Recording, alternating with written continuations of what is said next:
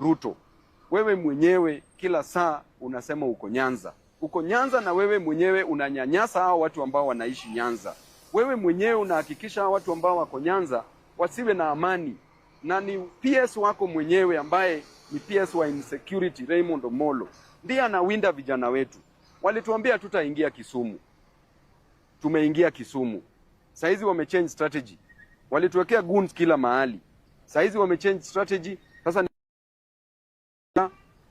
mapolisi wa DCI kushika vijana wetu. Ameingia hapa bila kuzuiliwa. Kama anatafutwa na DCI, mbona hajashikwa hapa? Ya pili, hawa DCI officers ambao wanaenda kwenye ground, hao wenyewe wanasema ya kwamba wanakuwa misused. Mwenye anawacommand, mwenye anawaita kutoka Nairobi, mwenye anawaita kule Kisumu, anaitwa Boy Akoth. Huyu Boy Akoth ni gunu wa Raymond Omolo. Huyu Boy Akoth alikuwa involved saa zile Osotsi, senator alikuwa napigwa. Huyu Boy Akoth ndiye aliita magoons kwa attack Senator Osotsi. Hajashikwa mpaka wa leo. Na yeye ndiye anatoa maafisa, anawapigia simu kwa sababu Raymond amempatia powers pamoja na deputy director wa DCI ambaye anaitwa Onyango. Amewapatia powers ya kuita watu, kushika watu. Hata anaambia hao ma DCI officers that inafaa waue vijana wengine wawili. Juzi hao ma DCI officers wamekuja wakashika watu kule Kisumu, vijana wawili wakapiga marisasi juu. Hao vijana hawajapatikana mpaka wa leo. Vijana wamepotea kwa mkono ya Kiptum, mkono ya Kariuki. Na tena tutaongeza majina kwa sababu tunaenda kupata majina zao zote. So Onyango, wacha kumisbehave kwa ofisi. Kama unataka cheo, fuata mambo venye nafaa iwe upewe cheo. Usijifanye wewe ndio unapenda hii serikali sana, unataka kuumiza watoto wenyu wenyewe. Hakuna haja ya kudhulumu watu. Huyo Oliver ako hapa. Wakitoka hapo utasikia ameshikwa Kisumu na amekuja hapa kwa DCI headquarters. So hao vijana wetu ambao wanashikwa, mimi nataka nitoe onyo kwa polisi, Inspector General of Police, IG Kanja. Lazima ustamp authority uhakikishe hii unit yako isikuwe misused, isikuwe abused. Na venye vitu ziko, tunataka tuorganize maandamano kubwa Kisumu. Kubwa sana, na naambia wananchi wa Kisumu, ukiona hawa DCI officers, mbona DCI officers wa Kisumu hawawashiki? Treat these people as criminals. These are criminals that must be dealt with. Hatuwezi sema ati maisha yetu ikatarini kila saa mtu awekewe bunduki, mtu afanyiwe nini. These are criminals wenye wanatoka hapa illegally. Hao maofisa hata hawapewi lunch huko, wana complain kila siku. Hakuna orders ya kutoka kwa director hapa. So Nyango, wachana na yu puzi yako, wachana na yu ujinga yako. Time ya kuwaogopa imeisha. Sisi tuko hapa kukomboa hii nchi. Asante sana, wacha nichukue nafasi nikaribishe Senior Counsel James Orengo ambaye ni party leader wetu na father wetu hapa. Asante. Asante. Asante, nasema machache pengine kwa kimombo kwa sababu Babu ameongelesha kwa Kiswahili ya kutosha. First and foremost, under the Constitution of Kenya, the National Police Service is not supposed to be under the direction of any power or authority, and I repeat, on matters of its operation. The executive only comes in when there are issues of policy. It is adamantly clear from what Babu has said that not only officers, whatever their power and authority, outside the National Police Service are giving directions to the police on what to do and what not to do, whom to arrest and whom not to arrest, what to charge them with and what not to charge them with. This is against the law and the Constitution. And the problem is, as Babu has said, when goons or the leadership of goons and gangsters become the people who are giving directives to the police on whom to arrest and whom to charge, then the entire law regarding regarding the National Police Service is put in disrepute. And I'm asking Inspector General to be in charge of the National Police Service in matters of operations. There is no way when you have part of the directorate in Kisumu at the regional level and at the county level, where you send officers from Nairobi to arrest people in Kisumu without the knowledge of the officers in Kisumu. This is undermining the authority of the officers that you have on the ground. Secondly, it would appear that the police are being used to interfere with Linda Mwananchi and to interfere with those who support Linda Mwananchi. The people that we have in Kisumu, Oliver here included, carry out the activities in broad daylight.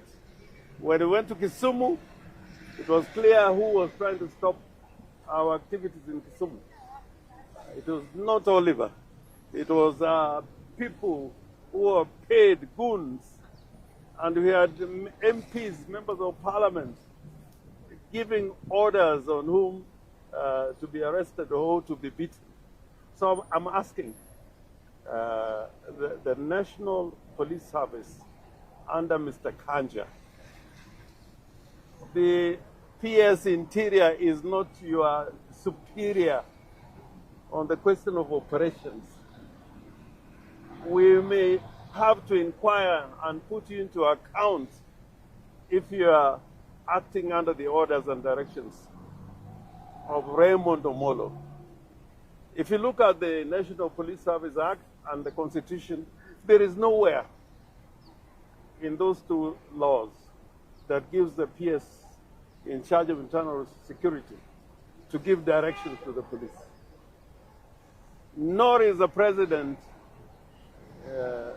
vested with powers to give directives to the police on matters of operation. I was telling Babu here that about 35 years ago, I was arrested by a senior officer in charge of that time and kept it. After that, after 3 years, that when he was arrested and charged with murder. Now, I want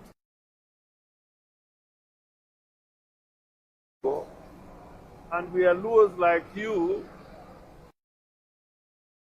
protecting laws who violate the law.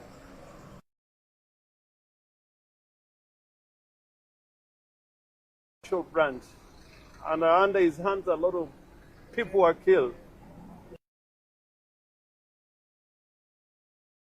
He had to move from his village because nobody wanted him around. Oyugi, how powerful he was, but the day of reckoning when it came, he had to look for people to defend him. Oliver here walks in broad day, peace-loving. That's why we have come. That there is no charges, scandal in Kisumu, Seme, and Onyango, Raymond Omolo. You're not above the law. Please, why it is right for you to go up, Oliver. Majina naitwa Oliver Ochieng. Nimewekewa mingi, zingine majajas wametupa juu hawanipati na makosa. Sasa saa hizi siwezi ishi kwangu na amani, tunatafutwa na maaskari kutoka Nairobi. Sasa nashangaa makosa yangu ni gani? Ndio leo tumekuja hapa niambiwe makosa yangu ni gani, kama ni kushikwa nishikwe nipelekwe kotini. Hata mimi mwenyewe nimechoka na hii maneno. Siwezi kaa na familia yangu na amani, kila sana windwa kama mnyama, kama mwizi. Na hiyo Kisumu, sisi ndio watu wa kwanza kusaidiana na maskari kutafuta hao watu wanasumbuanga watu. Na watu wale wanasumbua watu wako wanatembea. na sisi watu wa amani, sisi ndio tunatafutwa. Sasa tunashangaa sisi tumefanya nini? Sisi ni watu tunasupport Babu. Makosa yetu ni kusupport Babu, ndio kwa maana tunawindwa. Na tutakubali tuwindwe juu tunasupport mtu wetu. Babu ni mtu tumegrow na yeye mta moja Nyalenda, na tuwezi wacha kumsupport juu tunanyanyaswa. Sasa mimi naomba maaskari, nyinyi mnajua kazi yenu. Nashangaa baada ya rally sasa mmeweka natafutwa kama mnyama. Njia ya ukweli, mwache kutuwinda. Sisi sio wanyama, sisi sio waizi. Mnajua watu wabaya hiyo Kisumu, na wako hapo mna hao ndio mko nayo kwa gari mkitutafuta. Mbona mshiki hao? Last time walipiga senator. Nao watu wanapiga senator ndio mnatembea nayo kwa magari kuwaonesha mahali tunaishi. Tumechoka na hii maneno. Kama ni kutuua, mniue, nimalizane na hii mambo. Nimechoka hata mimi. Asanteni sana. Senior Councillor, perhaps the question is this. You came today to make a formal complaint and report about what you term as targeted political violence. I did not accord you the opportunity to make that formal complaint. What is the way forward? The way forward is that we are still insisting.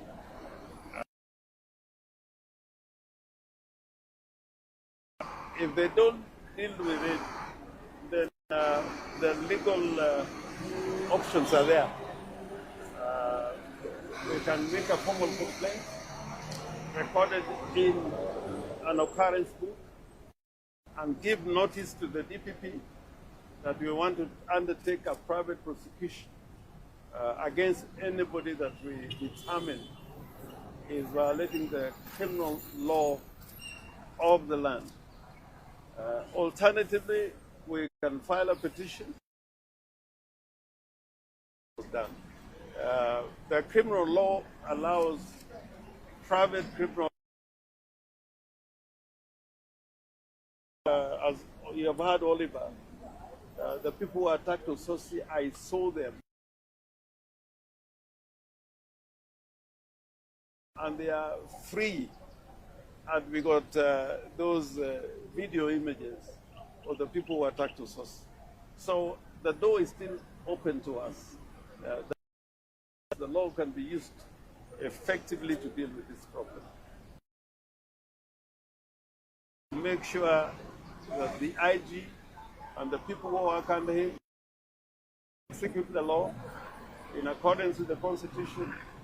And number two, the officer like Raymond Omolo, who is exercising powers that he doesn't have, should stop doing it. And thirdly, that Omolo and those in government who are using gangsters are trying to turn Kenya into a Haiti. That also we cannot allow. And we have seen many people who have been here in these offices, here, or around the place used to go, Starlight, as Director of Criminal Investigations. A lot of them came down, falling because of what they did while they were in office. So we asked Amin, to deal with this matter. Let him deal with it personally, because Onyango cannot deal with it because he's a person of interest, he's a conflicted person as far as this matter is concerned. Was Amin expecting it? Yeah. Yes. We had sent notice that we were coming. Yes. We don't just come here. We had sent notice.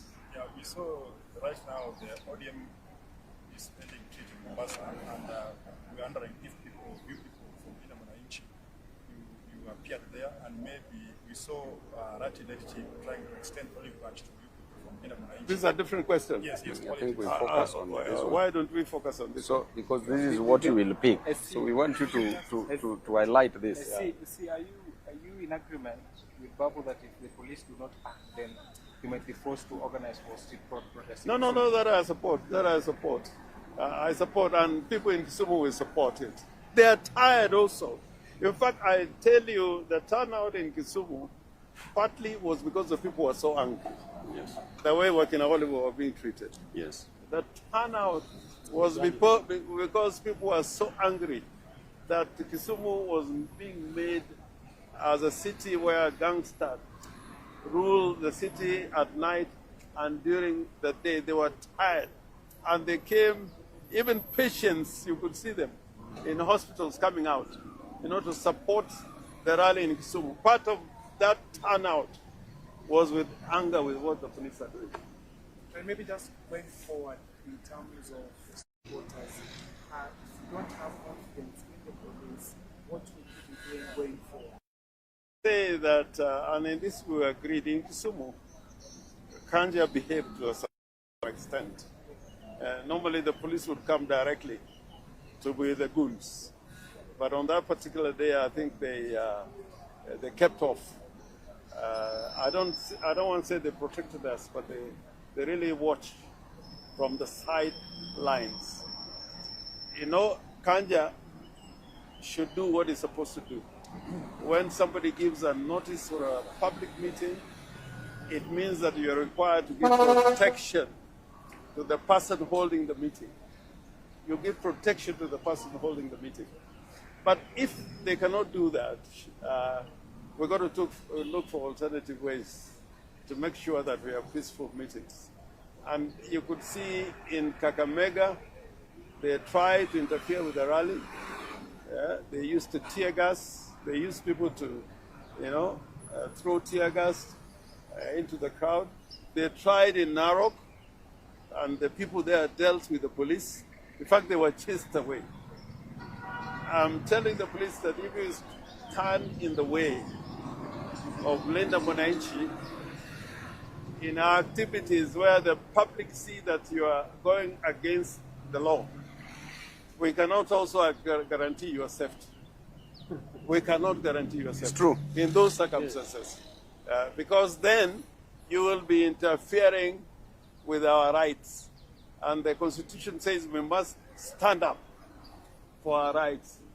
Yeah, not to kneel down for our rights. So let them bring the show, and they'll see it.